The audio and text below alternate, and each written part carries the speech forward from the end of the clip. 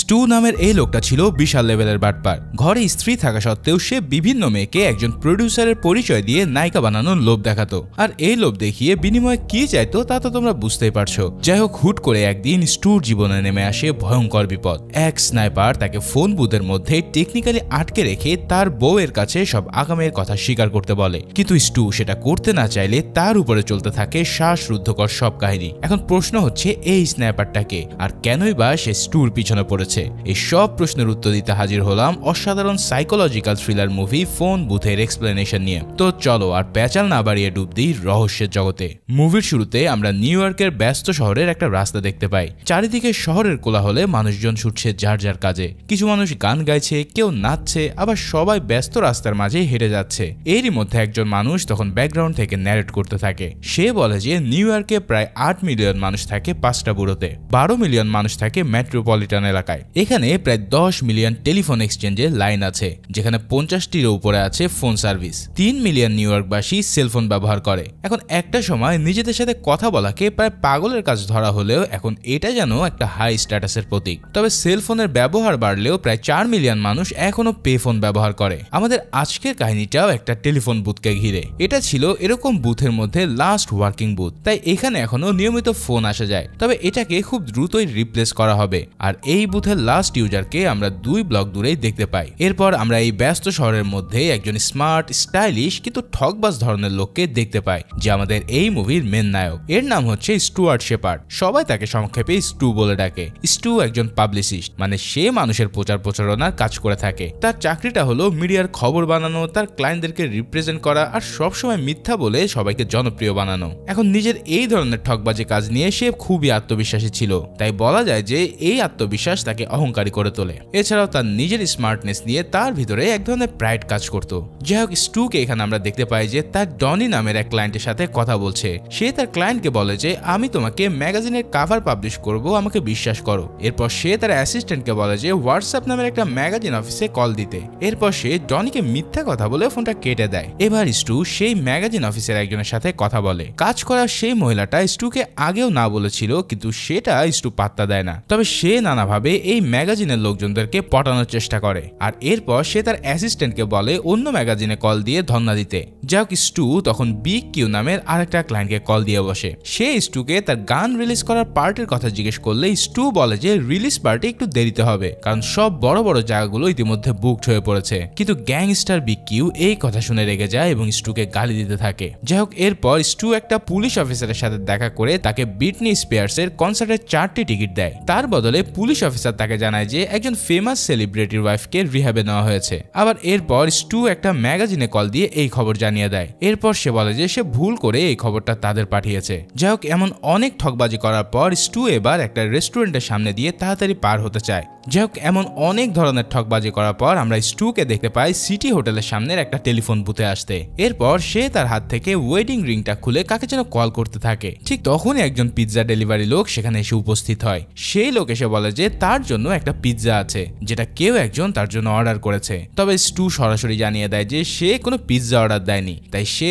ওই লোকটাকে $5 দিয়ে বলে যে এই পিৎজাটা তুমি খেয়ে বিদায় হও। এরপর স্টু প্যাম নামের এক মহিলাকে কল দেয়। আসলে সে ছিল স্টুর একজন ক্লায়েন্ট, তবে স্টু আসলে তাকে পছন্দ করত, তাই সে পামের সাথে ইন্টিমেট হতে চাইতো। যদিও স্টু ছিল বিবাহিত এবং তার ওয়াইফ এ ব্যাপারে কিছুই জানতো না। এখন স্টু রোমান্টিক ভাবে পামের সাথে তখন কথা বলতে থাকে। প্যাম তখন জিজ্ঞেস করে যে আজকে কাকে ফেমাস করলে শুনি। স্টু বলে তোমাকে। তখন সে জানায় যে আমি কয়েকজনকে বলেছি, একজন ডিরেক্টর তার নতুন মুভির জন্য কয়েকজন নায়িকাকে ভেবে রেখেছে এবং তার মধ্যে তুমিও আছো। এরপর সে প্যামকে জিজ্ঞেস করে যে সিটি হোটেলে সে আসতে পারবে কিনা। এখানে কয়েকজনের সাথে সে প্যামকে পরিচয় করিয়ে দিতে চায়, কিন্তু প্যাম জানায় যে কাল তার সিনের রিহার্সেল আছে বিদায় সে আসতে পারবে না। এই কথা শুনে স্টু একটু রাগ দেখিয়ে ফোনটা কেটে দেয়। তবে স্টু যখন এখান থেকে বের হতে থাকে ঠিক তখনই ওই ফোনটা বেজে ওঠে। সে ভেবেছিল হয়তো প্যামই তাকে আবার কল ব্যাক করেছে, কিন্তু না, ফোন হাতে নিয়ে সে শুনতে পায় যে এটা অন্য কেউ। সেই লোকটা ফোন ধরে বলে যে তুমি আমাকে অনেক হার্ট করেছো। এই কথা শুনে স্টু কিছুই বুঝতে পারে না। তখন লোকটা জানায় যে তুমি আমার দেওয়া পিৎজাটা ফিরিয়ে দিয়ে বড্ড ভুল করে ফেলেছো। এই কথা শুনে স্টু ভাবে যে কেউ হয়তো তার সাথে প্র্যাঙ্ক কল করছে, তাই সে বলে যে ভাই এরকম নাটক আমি অনেক দেখেছি। আর এই কথা বলে সে ফোনটা রেখে দিতেই যায়। তবে লোকটা বলে যে না, তুমি আমার ফোন রাখবে না, আমার কথা তোমাকে শুনতে হবে। তখন স্টু বলে যে ভাই তুমি কে, আমাকে এটা একটু দয়া করে বলো তো। তবে ওই লোকটা তার কোনো প্রশ্ন না করে তাকে বলতে থাকে যে আজ তোমার স্যুটটা বড্ড চমৎকার দেখা যাচ্ছে। এবার স্টু জিজ্ঞেস করে যে তুমি কোথা থেকে আমাকে দেখছো। তখন লোকটা বলে যে এখানে অনেক জানালা আছে, একটু ভালো করে চেক করলে তুমি আমাকে দেখতে পাবে। এই কথা শুনে স্টু তখন চারিদিকে তাকায়। প্রথমে সে বিশ্বাস না করলেও একটু পর সে বুঝতে পারে যে লোকটি আসলে তাকে দেখছে। এরপর লোকটি স্টু নাম ধরে ডাক দিলে সে একটু অবাক হয়ে যায়, কিন্তু প্রথমে সে অস্বীকার করে যে না, আমি স্টু না। তখন লোকটা তার বিস্তারিত পরিচয় দিলে স্টু এবার টেনশনে পড়ে যেতে থাকে এবং এবার সে তাকে গালি দিয়ে তার সাথে মশকরা না করার জন্য অনুরোধ করে। তবে লোকটা বলে যে সে পামেলা মানে প্যামকে চেনে। এই কথা শোনার পর স্টু তার ফোনটা কাটতে গিয়েও কাটতে পারে না, কেননা ইতিমধ্যে সে বুঝতে পেরেছে যে এই লোকটা তার আদিপন্ত সব জানে। এরপর স্টু লোকটাকে বলে যে তুমি যদি কোনো ফেইল্ড অ্যাক্টর বা ইন্টার্ন হও তাহলে আমি তোমাকে খুঁজে বের করে শাস্তি দেব। এরপর স্টু তাকে বলে আচ্ছা তুমি কি চাও আমাকে বলো তো। ঠিক সেই সময় ওই লোকটা বলে যে দাঁড়াও, আমি তোমার ওয়াইফ ক্যালিকে একটু হ্যালো বলে আসি। এই বলে সেই লোকটা ফোনটা কেটে দেয়। এবার স্টু বাইরে এসে চারিপাশে লোকটাকে খুঁজতে থাকে। তবে একটু পরেই সেই কলটা আবারও বেজে ওঠে এবং স্টু গিয়ে কলটা রিসিভ করে। সে এই লোকটাকে এবার জিজ্ঞেস করে যে সে আসলেই কি চায়। লোকটা তখন বলে আমি তোমার সম্পূর্ণ মনোযোগ চাই। স্টু জিজ্ঞেস করে যে তুমি কি একজন অ্যাক্টর। লোকটা বলে হ্যাঁ, তবে ফেইল্ড ওয়ান। এই শহরে আমাকে কেউই কাজ দেয়নি, আমি নানা রকম ছোটখাটো কাজ করে জীবন কাটাই। তখন স্টু জানায় আমি তোমাকে অডিশন পাইয়ে দিতে পারি। তবে লোকটা জানায় যে তুমি তো একটা বাটপার এজেন্ট, তাই তোমাকে দিয়ে এই কাজ হবে না, সেটা আমি ভালো করেই বুঝতে পারি। এবার অনেক কথা বলার পর লোকটি হঠাৎ বলে বসে দাঁড়াও, আমি প্যামকে ফোন করে একটু হাই বলে আসি। এই বলে সে স্টুর কোনো কথা না শুনে প্যামকে কল করে। এরপর সে প্যামকে বলে যে সে স্টুর একজন ভালো ফ্রেন্ড এবং সে আরো বলে যে স্টু তোমার সাথে প্রতিনিয়ত মিথ্যা কথা বলে যাচ্ছে। স্টু আসলে একজন বিবাহিত আর এর জন্য তোমাকে ফোন বুথ থেকে ডেইলি কল করে, কেননা তার ফোন থেকে কল করলে হয়তো তার স্ত্রী ফোন চেক লিস্ট করে তোমাকে খুঁজে বের করতে পারতো। এই কথা শুনে প্যামের মনটা অনেক খারাপ হয়ে যায়, কারণ প্যাম তাকে বলেছিল যে সে আনম্যারিড। লোকটা এবার জানায় স্টু ম্যারিড এবং ওয়াইফের নাম ক্যালি। এরপর লোকটি বলে যে স্টু তোমাকে নানা রকম কথা বলে যাতে তুমি তার সাথে বিছানা শেয়ার করো, আর এর জন্যই সে আজ তোমাকে সিটি হোটেলে রেখেছিল। প্যাম তখন বলে যে আমি ওর সাথে এমন কোনো কিছুই করতাম না, সে শুধু আমাকে বলেছিল আমাকে সাহায্য করবে। এরপর লোকটা তাকে জানায় যে স্টু কাউকে কোনোদিন স্টার বানাতে পারে না। এরপর সে বলে যে তুমি এক কাজ করো, তার বউ ক্যালিকে ফোন দাও এবং সে যে তোমার সাথে চিট করছে সেটাকে খুলে বলো। এরপর সেই লোকটা স্টুকে ফোন করে বলে এখন তুমি ক্যালিকে ফোন করবে আর তার সাথে যে তুমি চিট করেছো সেটা তাকে জানিয়ে দেবে। কিন্তু স্টু বলে যে সে কখনো ক্যালির সাথে চিট করেনি, এরকম বিভিন্ন মেয়ের সাথে মেলামেশা তার একটা জাস্ট ফ্যান্টাসি, সে তো মনে প্রাণে তার স্ত্রীকেই ভালোবাসে। ঠিক এমনই কথাবার্তার মাঝে এক প্রস্টিটিউট এসে স্টুকে বলে যে দ্রুত ফোন বুথ থেকে বেরিয়ে যেতে, কেননা সে তার একটা ক্লায়েন্টকে ইমার্জেন্সি কল দিবে। কিন্তু এমন ধরনের গ্যারা কলে পড়ে স্টু সেদিকে কোনো পাত্তাই দিতে চায় না, তাই রেগে মেগে সেই প্রস্টিটিউটটা তাকে গালাগালিজ করতে করতে সেখান থেকে বিদায় নেয়। এদিকে স্টু লোকটাকে মানা করতে থাকে যে যেন ক্যালিকে ফোন না করা হয়, তবে লোকটা এতে রাজি হয় না এবং বলে যে তুমি যদি ক্যালিকে কল না করো তাহলে আমি করব। এই সব কথা শোনার পর স্টু বাধ্য হয়ে ক্যালিকে ফোন করে। এবার আমরা দেখতে পাই ক্যালি স্টুকে জিজ্ঞেস করছে যে সে কোথায় আছে। তখন স্টু বলে সে একটা ফোন বুথে। তখন ক্যালি জানায় যে একটা লোক কিছুক্ষণ আগে আমাকে কল দিয়ে বলেছে যে তুমি আমাকে একটা ফোন বুথ থেকে কল দেবে আর কিছু জরুরি কথা বলবে। এই কথা শুনে স্টু বলে যে ইদানিং অনেক প্র্যাঙ্ক কল হয়, তাই এইখানে যদি কেউ তোমাকে ফোন দিয়ে উল্টাপাল্টা কোনো কিছু বলে তাহলে অবশ্যই তুমি বিশ্বাস করবে না। তবে এই সকল কথাবার্তার মাঝে সেই প্রস্টিটিউট তার একটা বান্ধবীকে নিয়ে এসে সেখানে তাণ্ডব চালাতে শুরু করে। এখন ক্যালির সাথে কথা বলার মাঝখানে এই ধরনের মেয়ের কণ্ঠ শুনে ক্যালির বেশ অবাক লাগে, কিন্তু তবুও স্টু জানায় যে এখানে আসলে তাকে অনেকে ডিস্টার্ব করছে বিধায় সে ঠিকমতো কথা বলতে পারছে না। যাই হোক, এদিকে লোকটা আবারও কল দিয়ে স্টুকে বলতে থাকে যে তুমি তোমার ওয়াইফকে সত্য কথা বলো। এই সব কথা শুনে ক্যালি এবার অনেক কনফিউজ হয়ে যায় যে কি হচ্ছে আসলে। সে স্টুকে স্টোরে আসতে বলে যাতে তার সাথে সে সরাসরি কথা বলতে পারে। যাই হোক, লোকটা কলে বলে যে তুমি তোমার ওয়াইফকে সত্য কথা বলনি, তবে তোমার ওয়াইফ তোমাকে অনেক ভালোবাসে। স্টু তখন বলে যে প্লিজ তার কোনো ক্ষতি তুমি করো না। এবার লোকটা জানায় যে তার হাতে একটা স্নাইপার রাইফেল আছে এবং সে স্টুকে টার্গেট করে বসে রয়েছে। যদি স্টু ফোন রেখে চলে যাওয়ার চেষ্টা করে তাহলে সে সবার সামনেই গুলি চালাবে। প্রথমে এই কথাটা স্টু বিশ্বাসই করতে চায় না, তাই সে বলে যে ভাই তোমার গুলি চালাইতে মন চাইলে তুমি গুলি চালাও, আর তুমি তো জানোই গুলি চালানোর পর এখানে পুলিশ চলে আসবে আর পুরো ব্লক সিলড হয়ে যাবে, এরপর তুমি সেখান থেকে কখনো পালাতেই পারবে না। তবে ওই লোকটা এবার তাকে বিশ্বাস করানোর জন্য তার পাশে থাকা একটা খেলনার উপরে গুলি চালিয়ে দেয় আর এই স্নাইপারের আঘাতে সেই খেলনাটা চুরমার হয়ে পড়ে। পড়ে। তবে তার গুলিতে যেহেতু সাইলেন্সার লাগানো ছিল তাই আশেপাশের কেউই এই জিনিসটা টের পায় না। তবে স্টু এটা টের পেয়ে তার বুকের ভিতরে মোচড় দেওয়া শুরু করে। সে বুঝতে পারে ভয়ানক কোনো কিছুর মধ্যে সে ইতিমধ্যে ফেসে গেছে। এবার লোকটা তাকে বলে, মনোযোগ দিয়ে আমার কথা শোনো, আমি তোমার দিকে স্নাইপার রাইফেল তাক করে রেখেছি। এছাড়াও সে বলতে থাকে 10 দিন আগে আমি জার্মান এক নীল ছবির তারকাকেও হত্যা করেছি কারণ সে ছিল পেডোফাইল। এছাড়াও আমি একজন কর্পোরেট এক্সিকিউটিভকে হত্যা করেছি কারণ সে মানুষকে সাহায্য করতে চায়নি। এই সব কথাবার্তা শুনে স্টু এবার পুরো হতভম্ব হয়ে পড়ে। তার শরীর ঘেমে যায়, মুখ শুকিয়ে যায়। এখন সে বুঝতে পারে যে ওপাশে থাকা কণ্ঠস্বরটি তার সাথে মিথ্যা বলছে না, সে সত্যি তার উপরে নজর রাখছে এবং সে যদি এই ফোন বুথ থেকে বের হয় তাহলে তার মৃত্যু অবধারিত। এবার স্টু কাঁপা কাঁপা স্বরে বলতে থাকে যে তার সাথে কেন এমন করা হচ্ছে, তার আসল দোষটা কি। তখন লোকটা জানায় যে তুমি যদি না বোঝো তাহলে এখনো জানার জন্য রেডি না। এদিকে সেই হুকাররা এবার তার দলের লিডারকে নিয়ে সেই ফোন বুথের কাছে আসে। এবার এই হুকারদের দালাল লিওনে সেই স্টুকে ফোন বুথ থেকে বের হতে বলে, কিন্তু স্টু বলে যে ভাই আমি বহুত পেরেশানিতে আছি, প্লিজ এখান থেকে যে অন্য কোথাও যে ফোন করো। এছাড়াও সে লোকটাকে কিছু ডলার দেয় যাতে তারা তাকে শান্তিতে থাকতে দেয়। কিন্তু এত কিছু পেয়েও এই লোকটা মোটেও শান্ত হয় না, আর এবার সে চেতে যেয়ে জোরে জোরে বুথে ঘুষি মারতে থাকে। এদিকে কলে থাকা লোকটি বলে যে তুমি শুধু একবার বলো তোমার কোনো হেল্প লাগবে কিনা, আমি তোমাকে হেল্প করার জন্য প্রস্তুত আছি। এবার দেখা যায় লিওন একটা বেসবল ব্যাট নিয়ে এসে পুরো বুথের কাজটা ভেঙে তাকে টেনে হেসড়ে বের করার চেষ্টা করতে থাকে। সেই সময় স্টু বারবার লিওনকে বলতে থাকে যে প্লিজ আমি ফোন বুথ থেকে কোনোভাবে বের হতে পারবো না, কিন্তু তারপরেও লোকটা কোনো কথা না শুনে স্টুকে বের করে মারতে শুরু করে। ঠিক তখনই স্টু যখন লোকটা সাহায্য চায় তখন ওই স্নাইপারটা লিওনকে গুলি করে হত্যা করে বসে।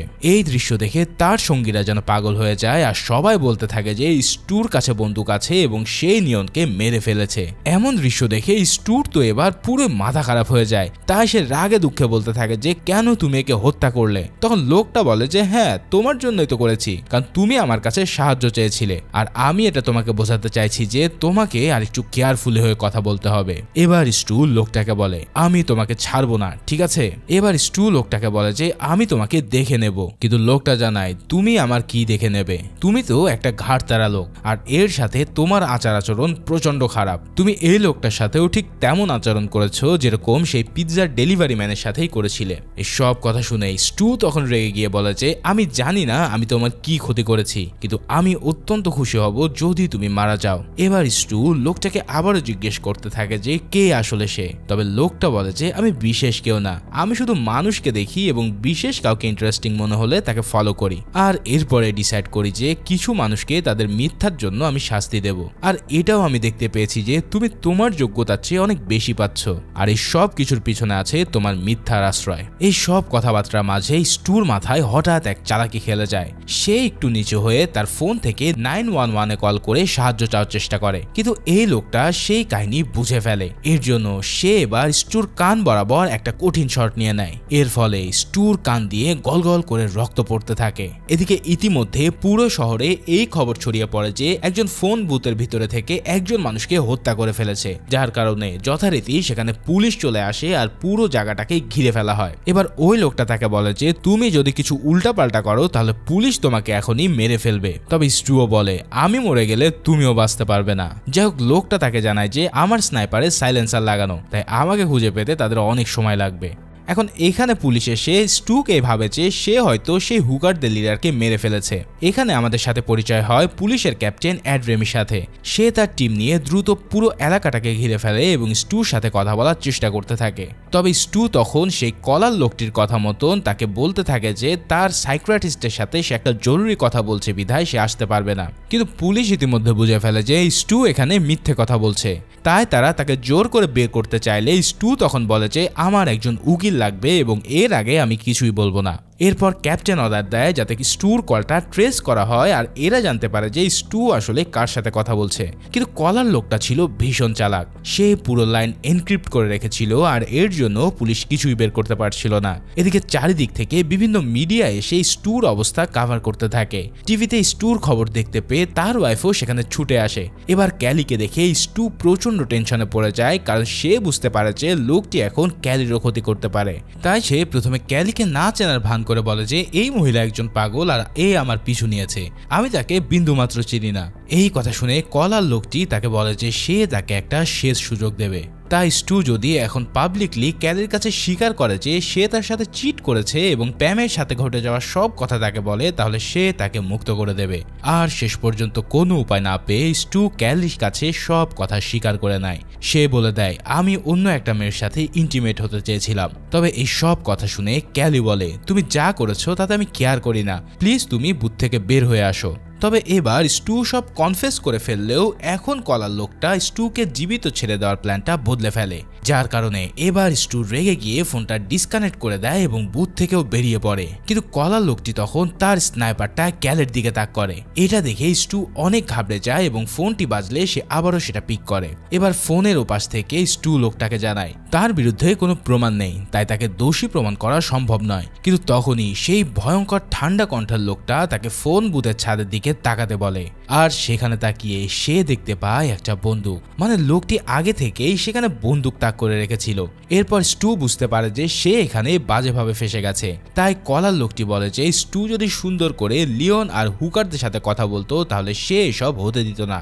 এরপর এই কলার লোকটি স্টুকে নিয়ে অনেক মজা করতে শুরু করে। এদিকে তখন প্যাম আর স্টুর অ্যাসিস্ট্যান্ট অ্যাডামও ক্রাইম সিনে চলে আসে। ক্যালি আর প্যামকে এক জায়গায় একসাথে দেখে লোকটি স্টুকে তাদের দুজনের মধ্যে যে কোনো একজনকে বেছে নিতে বলে। সে বলে হয় তোমার স্ত্রীকে নাও, না হয় প্রেমিকাকে, আমি এদের মধ্যে যে কোনো একজনকে এখন মেরে ফেলবো। এই কথা শুনে স্টু তার কাছে অনুরোধ করে যে যাতে সে কাউকে হার্ট না করে। তার এই পাপের কাহিনীতে তো ক্যালি বা পামের কোনো দোষই নেই। তাই এই লোকটি এবার বারবার স্টুকে তার উপরে থাকা বন্দুকটা বের করতে বলে।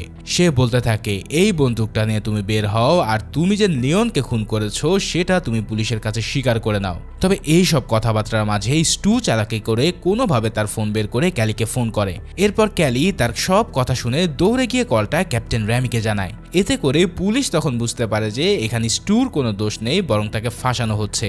এদিকে এই কলার যেহেতু একবার ক্যালিকে ফোন করেছিল, তাই পুলিশ সেই কল রেকর্ড চেক করে সেই নাম্বারটিকে ট্রেস করা শুরু করে। অন্যদিকে ক্যাপ্টেন তখন পুরো টিমকে অর্ডার দেয় যাতে ঠিকমতো পুরো জায়গাটা কাভার নিতে পারে। পুলিশ এরপরে স্নাইপার টিম সহ সবাইকে নিজ নিজ পজিশন ঠিক করে নিতে থাকে। এবার ক্যাপ্টেন সরাসরি এসে স্টুর সাথে কথা বলতে শুরু করে। সে আকার ইঙ্গিতে বোঝাতে থাকে যে তারা স্টুর সিগন্যাল পেয়েছে এবং কলার লোকটির ট্রেস বের করতে তারা কাজ করছে। তখন লোকটি স্টুকে বাইরে আসতে বললেও স্টু মানা করে দেয় আবারও। এরপর কলার লোকটি আবার স্টুকে বলে যে ওই বন্দুকটা বের করতে, নয়তো সে ক্যালি বা প্যামকে মেরে ফেলবে। তাই শেষ পর্যন্ত স্টু সে কাজটা করতে বাধ্য হয়। এবার স্টু তাকে বলে যে পুলিশ আমাকে এখন মেরে ফেলবে। তবে লোকটা জানায় তোমার সব সত্য কথা বলার সময় এসেছে স্টু। স্টু তাকে বলে যে আমি ক্যালিকে তো সব সত্য বলেই দিয়েছি। তবে কলার লোকটার হিসাবে স্টু এখনো তার ভুল বুঝতে পারেনি, তাই সে এখনো পুরোপুরি অনেস্ট হয়নি। সে শুধুমাত্র ভয়ে ক্যালিকে সব সত্য কথা বলেছে। এবার কলার লোকটি বলে যে আর কোনো আধা সত্য নয়, তুমি সবার কাছে অনেস্ট হবে এক্ষুনি। মিডিয়া, টিভি সব মানুষের কাছে তুমি বলবে তুমি আসলে কত বড় বাটপার। এই সব কথা শোনার পর স্টু বুথ থেকে মাথা বের করে সব সত্য বলতে শুরু করে। স্টু বলে যে আমি কখনো কারোর জন্য কিছুই করিনি, বরঞ্চ আমার যারা কাজে আসে না তাদের আমি সবাইকে ইগনোর করেছি। আমি আমার অ্যাসিস্ট্যান্ট ছেলেটাকে আমার কাছে রেখেছি কারণ সে আমার জন্য করে। আমি তাকে মিথ্যা বলেছি আর আমি তাকে এখন থেকে অনেক বেতনও দেব। স্টু আরও বলে যে আমি অনেক মিথ্যা বলি, ফোনে, সামনাসামনি, সব জায়গায়। আমি আমার বন্ধু, নিউজ পেপার, ম্যাগাজিন সবার কাছে মিথ্যা বলি নিজের স্বার্থে। আমি নিজেকে গুরুত্বপূর্ণ দেখানোর জন্য দামি জামা, ঘড়ি ইত্যাদি ব্যবহার করি। আমি আসলে পুরোটাই একটা ফেক পারসন। আমার জীবনের গুরুত্বপূর্ণ বিষয়কে আমি ইগনোর করেছি। সে ক্যালিকে বলে আমি প্যামের সাথে কথা বলার সময় আমার ওয়েডিং রিংটাও খুলে রাখি, কারণ আমার মনে হতো যে আমি তোমার সাথে চিটিং করছি। আমি তোমাকে আসলে হারাতে চাইতাম না, কিন্তু হয়তো এখন আমার হাতে আর কিছুই বাকি নেই। স্টু এই সব কিছু স্বীকার করে নেয় আর সে ওখানে অনেক কাঁদতে থাকে। এরপর স্টু কলার লোকটিকে বলে যে আমি জানি তুমি আমাকে ছাড়বে না, তুমি আমাকে মিথ্যে বলেছো। কেউ মিথ্যে বললে আমি সেটা বুঝতে পারি। তখন লোকটা বলে তাহলে তুমি সবকিছু কনফেস করলে কেন? জবাবে স্টু জানায় যে আমি এটা তোমার জন্য করিনি, আমি এটা করেছি আমার নিজের পাপের জন্য। এদিকে ইতিমধ্যে পুলিশ লোকটাকে ট্রেস করে ফেলে জানতে পারে যে কোথা থেকে সে স্টু ও তার ওয়াইফকে কল দিয়েছিল। তখন ক্যাপ্টেন র্যামি সবাইকে আদেশ দেয় যে দ্রুত রেডি হতে, যাতে তারা কলারকে ধরতে পারে। এছাড়াও সে আকার ইঙ্গিতে স্টুকে এই কথাটাও জানিয়ে দেয়। এরপর সেই লোকটা বলতে থাকে স্টু তুমি এখন একদম ক্লিয়ার হয়ে মরতে পারো। জবাবে স্টু জানায় আমি না, মরবে এখন তুমি। পুলিশ তোমার লোকেশন ইতিমধ্যে জেনে গেছে। এই কথা শুনে ওই লোকটা বিশ্বাস করতে চায় না। তবে স্টু বলে যে তুমি কি টের পাচ্ছ না তারা তোমার দিকে এগিয়ে আসছে? তখন লোকটা বলে তুমি যদি সত্য বলো তাহলে আমি এখন নিজের সাথে আরো একজনকে শেষ করে দেব।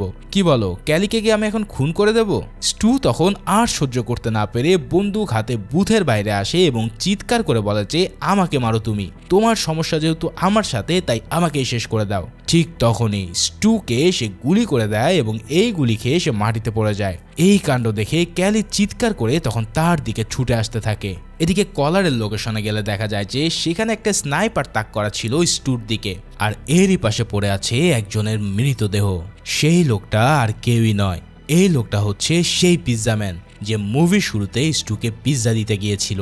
তার মানে সেই পিৎজা ডেলিভারি লোকটাই ছিল এই কলার। এরপর সেই লোকটার বডি স্টুর সামনে নিয়ে আসলে সে ডেড বডি দেখে বলে যে এই লোকটা তো আমার কল পাওয়ার 10 মিনিট আগে আমাকে পিৎজা ডেলিভারি করতে এসেছিল। ফাইনালি মনে হচ্ছে সব রহস্য জট হয়তো খুলে গেছে, কিন্তু না। এরপর মুভির একদম শেষ সিনে আমরা দেখতে পাই একজন প্যারামেডিক স্টুকে একটা ইনজেকশন দেয়। এই ইনজেকশনের ফলে স্টু আস্তে আস্তে বেহুশ হয়ে যেতে থাকে। ঠিক তখনই তার পায়ের কাছে সে শুনতে পায় এক পরিচিত কণ্ঠ, যেটা ছিল সেই কলার লোকটির। তার মানে সেই পিৎজা ডেলিভারি করা লোকটি কলার ছিল না, বরং তাকে সেই সাইকো কলারই খুন করে রেখেছিল।